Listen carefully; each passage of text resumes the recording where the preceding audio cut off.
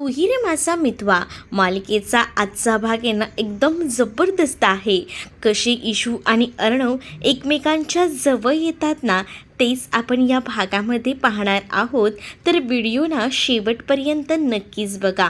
आता इकडे जो काही प्रकार घडलेला असतो ना तो सगळा प्रकार अंजली अर्णवला सांगू लागते. म्हणजेच आमच्या गाडीचे ब्रेक फेल झाले होते. अर्णवला असं वाटत होतं की ड्रायव्हर काकांना गाडी नीट चालवता आली नाही आणि त्यामुळे हे सगळं झालं आहे. पण हे असं नसतं. सगळ्या गोष्टींना आता अंजली पूर्णपणे व्यवस्थित समजावून सांगते. अंजली त्यामध्ये सांगत असते की खरं तर अचानकपणे गाडीचे ब्रेक फेल झाले. त्यावेळेला आम्हाला कळत नव्हतं की काय करावं. गाडी कंट्रोलच्या बाहेर चालली होती. मला तर इतकं टेन्शन आलं होतं. मला वाटलं की आता काही खरं नाही माझ्या बाळाचं. पण त्यावेळेला ना ईश्वरी माझ्यासाठी धावून आली. म्हणजे तिने स्वतःचा सीट बेल्ट काढला. तिने स्वतःच्या जीवाची पर्वाही केली नाही. ती सरळ ना माझ्यासमोर अशी वाकडी झोपली जेणेकरून माझ्या बाळाला मला काही त्रास व्हायला नको. मी पाहिलं ना तिने माझ्यासाठी ना खूप काही केलं. या सगळ्यात तिने हा विचार केलाही नाही की तिला या सगळ्याचा किती त्रास होईल, तिला या सगळ्यामुळे किती वेदना सहन कराव्या लागतील याचा जराही तिने विचार केला नाही. खूप काही तिनं माझ्यासाठी केलेलं आहे असं देखील आता अंजली सांगला. असं वाटत असतं की एवढा वेळ ईश्वरीच या सगळ्यामध्ये चुकीची आहे. पण आता या सगळ्या गोष्टी अशा पद्धतीने समजावल्यामुळे आता त्यालाही कळलेलं असतं की या सगळ्यात ईश्वरीची चूक नाही. दुसरीकडे ईश्वरीकडेही आता नम्रता आणि आकाश बसलेले असतात आणि त्याच वेळेला आता ईश्वरीचा हात दुखत असतो. ईश्वरीचा हात दुखत असल्यामुळे हळुवारपणे ईश्वरी हात वर करायचा प्रयत्न करत असते. पण ईश्वरीचा हात काही वर होत नसतो. त्यामुळे आता ईश्वरी म्हणत असते की हे सगळं माझ्यासोबत का होते. अगं तू एक्सरे केला होतास का असं नमू ईश्वरीला विचारते. ईश्वरी म्हणत असते की एक्सरे तर केला आहे, एक्सरेचे रिपोर्ट अजून आलेले नाही आहेत.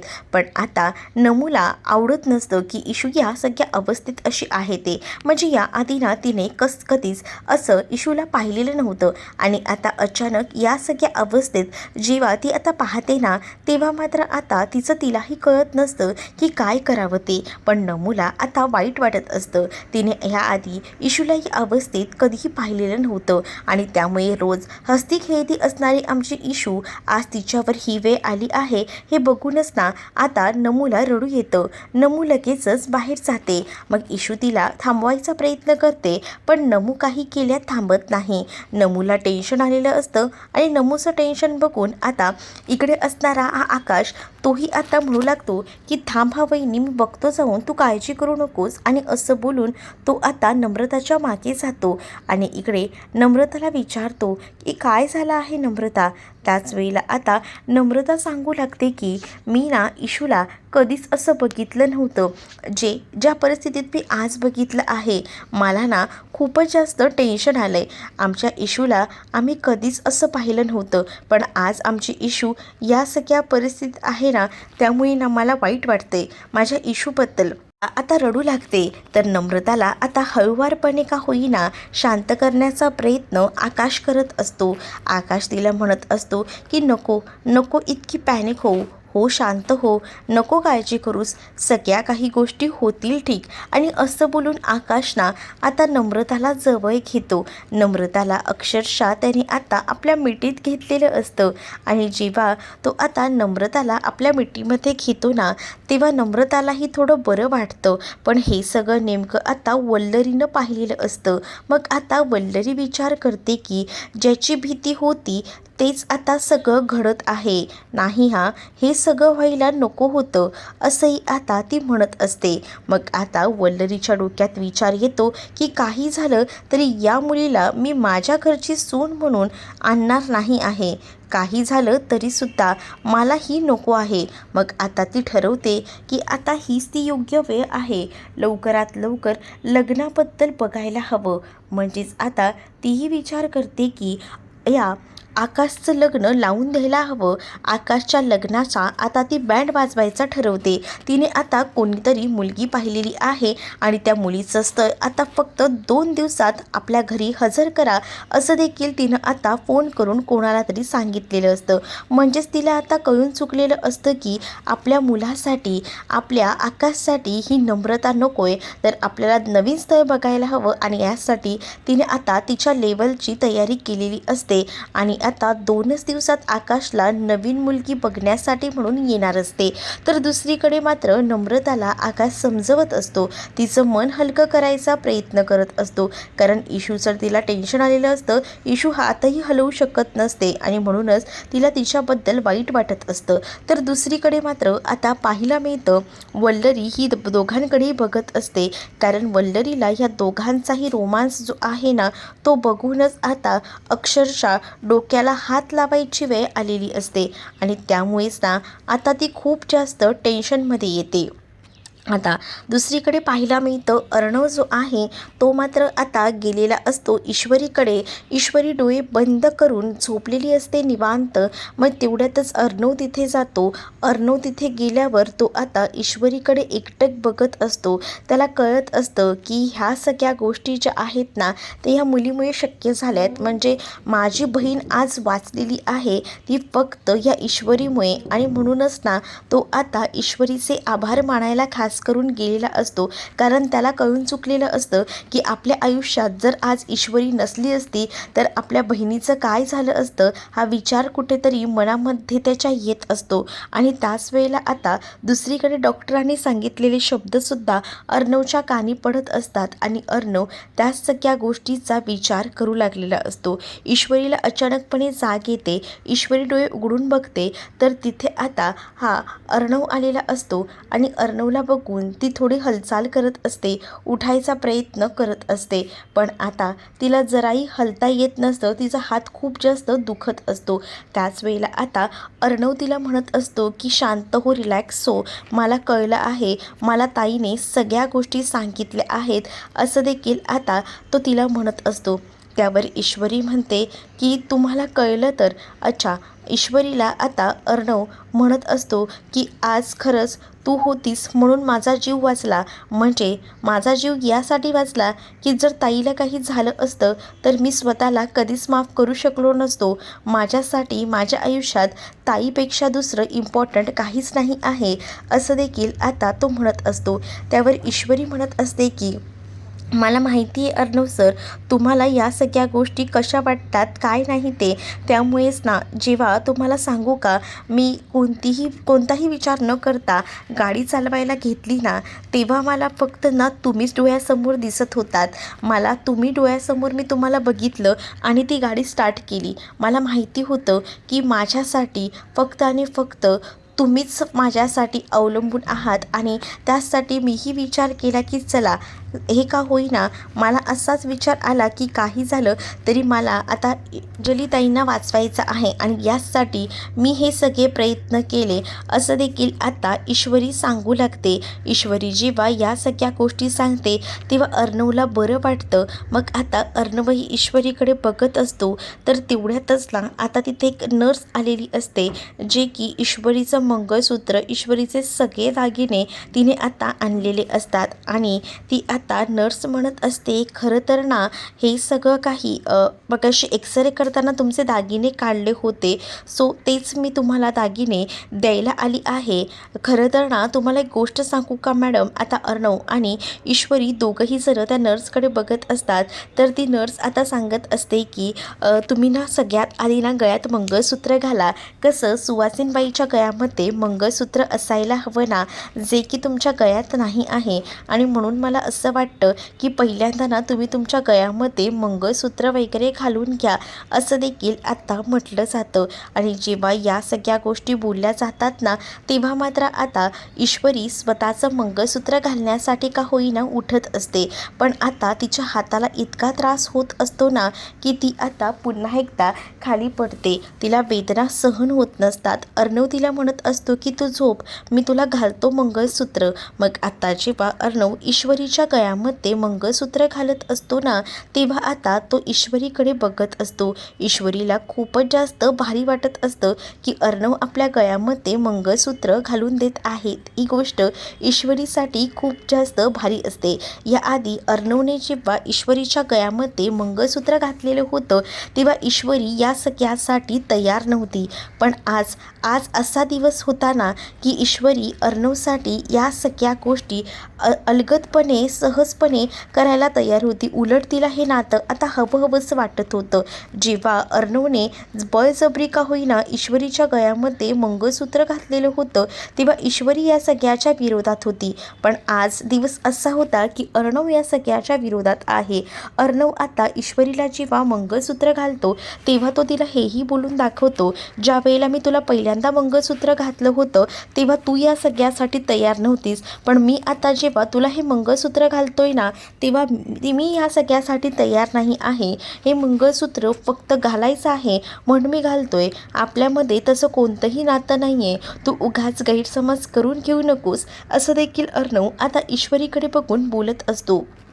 जेव्हा आता अर्णव ईश्वरीकडे बघून या सगळ्या गोष्टी बोलतो ना तेव्हा ईश्वरी अर्णवला म्हणत असते की तुम्ही जरी हे काळे मणी माझ्या गळ्यात घालत असलात तरीसुद्धा माझ्यासाठी हे मंगळसूत्र इथून पुढे खूप जास्त महत्त्वाचं आहे आणि माझ्यासाठी हे एक बंधन आहे आणि ते बंधन मला आयुष्यभरासाठी हवं आहे, असं देखील आता ईश्वरी सांगत असते.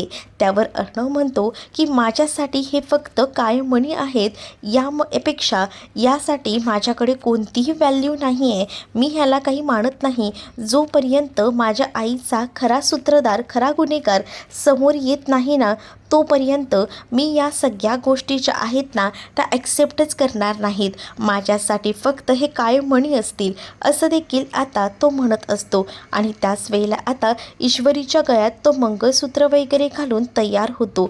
ईश्वरीला आता माहिती असतं की हे जे नातं आहे ते मनाचं आहे आणि म्हणूनच ती आता अर्णव एवढं सगळं बोलून गेलेला असला ना तरीसुद्धा ईश्वरीला या सगळ्या गोष्टी ना अशा अलगद सहन होतात, कारण तिला माहिती आहे की या अर्णवला कसं आपल्या बाजूने ओढायचं ते.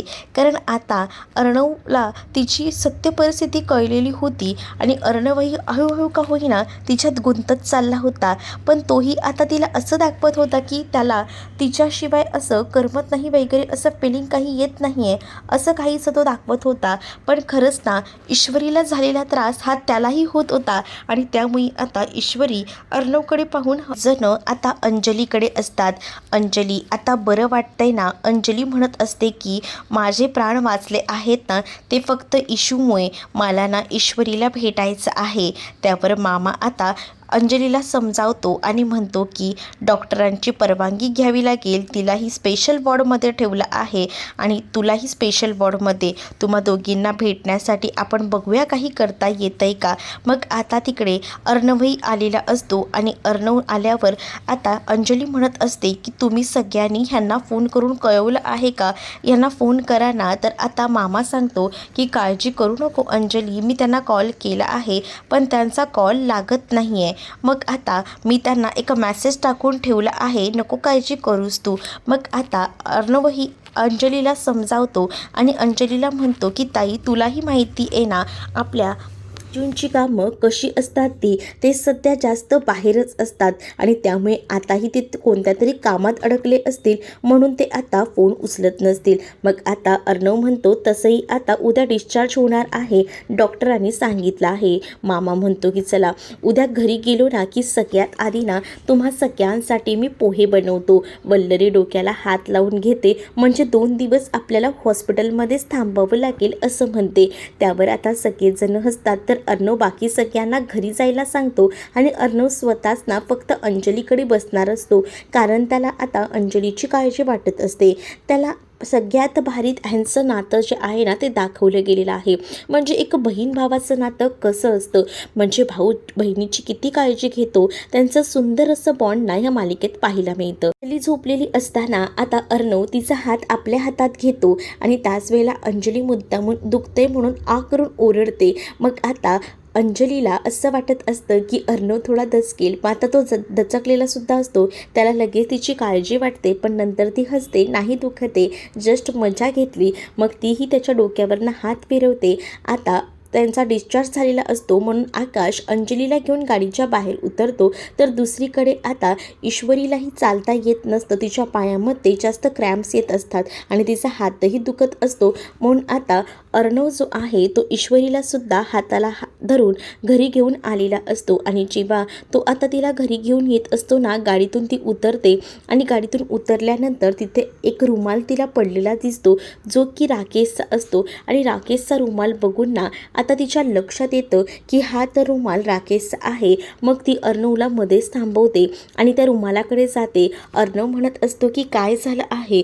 त्यावर आता ईश्वरी अर्णवला तो रुमाल उचलते आणि सांगू लागते की हा रुमाल ना त्या दिवशी आर नावाचा आहे आणि हा रुमाल मी त्या दिवशी आपल्या अंजलीताईंकडे पाहिला होता. त्या बसल्या होत्या आणि ह्या रुमालावर आर लिहित होत्या.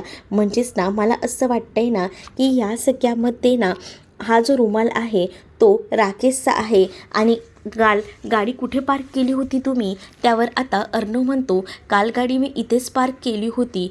मग आता ईश्वरीला हेच सांगायचं असतं की या सगळ्याच्या मागे बहुतेक हा राकेश आहे. मग हा राकेशचा रुमाल तिथेच पडला होता, याचा अर्थ काल गाडीचे ब्रेक फेल त्यानेच केले होते, याचा कुठेतरी संशय ना आता दोघांनाही आलेला असतो. मग आता अर्णव तो रुमाल घेतो आणि आपल्या खिशामध्ये ठेवतो, कारण त्याला आता ईश्वरीला घरी घेऊन जाणं जरा जास्त इम्पॉर्टंट वाटत होतं. तो म्हणत असतो की या सगळ्याचा शोध मी घेतो, नंतर तू चल आता आतमध्ये. आणि असं बोलून तो तिला आता आतमध्ये घेऊन जात असतो. ईश्वरीला जेव्हा तो आता तिकडनं घेऊन जातो ना, आता त्याच्या डोक्यामध्ये सतत तेच विचार सुरू असतात. खरंच जर या सगळ्याच्या मागे राकेश असेल ना, तर आता अर्णव ना या राकेशची जाम बेकार हाल करणार आहे. कारण तो रुमाल आणि या सगळ्या गोष्टी जर बरोबर मिळाल्या ना, तर राकेशचं काही खरं नाही. अर्णव आणि ईश्वरी आता घरी जातात. इकडे आता अंजली आलेली असते. अंजलीला आल्या आल्या पाणी वगैरे दिलं जातं. अंजली आता टेन्शनमध्ये असते, कारण अजूनही राकेशचा काही पत्ता नसतो, म्हणून ती थोडी आता पॅनिक झालेली असते. आणि ती आता म्हणत असते की हे कुठे आहेत, यांना काही कॉन्टॅक्ट तुम्ही केला होता का. मग आता पुन्हा एकदा मामा म्हणतो की अगं आम्ही पुन्हा कॉन्टॅक्ट कालपासून करतोय, पण जावई बापूंचा फोनच लागत नाही आहे, म्हणून आम्ही मेसेजही करून ठेवला आहे, मेसेज अजून डिलिव्हर झाला नाही. मला ना आता खूप जास्त काळजी वाटते. हे कुठे गेले असतील, काय करत असतील, मला ना टेन्शन आलं आहे. मला असं वाटतं ना की काहीतरी विचित्र घडणार आहे. म्हणजे काल आमचा अपघात झाला, आमच्या गाडीचे ब्रेक फेल झाले होते आणि आज आम्ही घरी आलो आहे तरी अजूनही आले नाही आहेत. मला ना खूप जास्त टेन्शन येतं आहे आजी. असंही आता इकडे अंजली बोलत असते. त्यावर आता अर्णव जो आहे तो तिला शांत करत असतो आणि एवढं पॅनिक होऊ नकोस, यातून मार्ग निघेल नक्कीच ना. जिजू परत येतील, नको काळजी करू. जिजू नाही आले ना तर मी माझ्या परीने बघतो ते कुठे भेटतायत का, पण तू एवढी पॅनिक होऊ नकोस, असं देखील अर्णव आता समजावत असतो. मग आता ईश्वरीही आता तिला खूप जास्त त्रास होत असतात, वेदना होत असतात, तरीसुद्धा आता ती शांतपणे तिथे बसून असते. त्यानंतर आता आजी म्हणत असतात की तू एवढी पॅनिक होऊ नकोस, तुला सध्याला आरामाची खूप जास्त गरज आहे. तू सध्याला आराम करून घे, कारण आराम करणं खूप जास्त गरजेचं आहे, असं देखील आता म्हटलं जातं. आणि ज्या वेळेला आता एवढ्या सगळ्या गोष्टी सांगितल्या जातात ना, तेव्हा मात्र आता तरीसुद्धा ती ऐकत नसते. पण आजी ज्या आहेत त्या अंजलीला फोर्स करतात आणि अंजलीला म्हणतात की आधी तू आराम कर, मग आले ना आपण जावई बापू की त्यांच्याशी बोलूया, कारण आता तुला आरामाची गरज आहे. आणि असं बोलूनच ना तिला आता ते घेऊन जात असतात. पण अरे प्लीज तुम्ही जरा सिरियसमध्ये घ्या ना, मला खरंच यांची खूप जास्त काळजी वाटते, हे ठीक तर असतील ना, असं सगळं काही ती बोलत असते.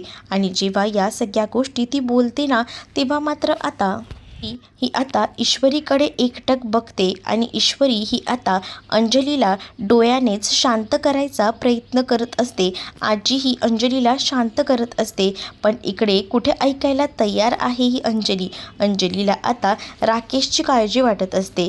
तिला हेच वाटत असतं की राकेश कुठे राहिला असेल. आजी मामा सगळेच जण आता अंजलीला समजावतात आणि एकदा का जावई बापू आले की आपण त्यांना पुन्हा पाठवायचं नाही, मी त्यांच्याशी बोलून घेते, मग तर झालं ना, असं देखील आजी आता कसंबसं अंजलीला समजावू लागतात. मग आता अंजलीला आजी घेऊन रूममध्ये जायला निघते, तर दुसरीकडे ईश्वरीला सुद्धा आता रूममध्ये जाऊन आराम करायला सांगितला जातो. मग आता ईश्वरीला अर्णव रूममध्ये घेऊन चाललेला असतो, कारण आता या दोघींनाही कोणी ना कोणी घेऊन जाणं गरजेचं होतं आणि त्यासाठी त्यांच्या अंगामध्ये एकदमच त्राण नव्हते. मग आता तिला अर्णव घेऊन चाललेला असतो, पण इशूची रूम वर असल्यामुळे इशू जेव्हा आता पाय उचलते ना, तेव्हा तिला पाय उचलताना सुद्धा खूप जास्त वेदना होऊ लागतात. तिला आता त्रास होऊ लागतो आणि म्हणूनच ती आता थोडी बिथरते. मग आता जेव्हा ती बिथरते ना, तेव्हा ती आता मागे वळून पाहते. ती म्हणत असते की नाही, मला त्रास होतोय. तिचा हातही खूप जास्त दुखू लागतो, कारण तिने हात आडवा ठेवलेला होता अंजलीला वाचवण्यासाठी. मग आता अर्णव विचार करतो की हिला तर रूममध्ये घेऊन जायचं आहे, मग हिला कसं घेऊन जाणार. तर आता अर्णवला म्हणत असते की मला त्रास होतोय. मग अर्णवही आता तिला हळुवारपणे उचलतो आणि तिला आता तो घेऊन जायला निघालेला असतो. अर्णव जेव्हा ईश्वरीला उचलून घेतो ना, तेव्हा ईश्वरी अर्णवकडे एकटक बघत राहते. आता तिची त्याच्यावर ना बिलकुलही नजर हटत नसते. कंटिन्यू एकटक तो आता तिच्याकडे बघत असतो, तर तीही त्याच्यामध्ये हरवून जाते. आता अर्णवला ईश्वरीला वर असंच घेऊन जावं लागणार असतं, कारण ईश्वरीला आता स्वतःच्या पायावर चालता येत नव्हतं. तिला आता वेदना होत होत्या आणि या सगळ्या गोष्टींना बिलकुलही सहनही होत नव्हत्या.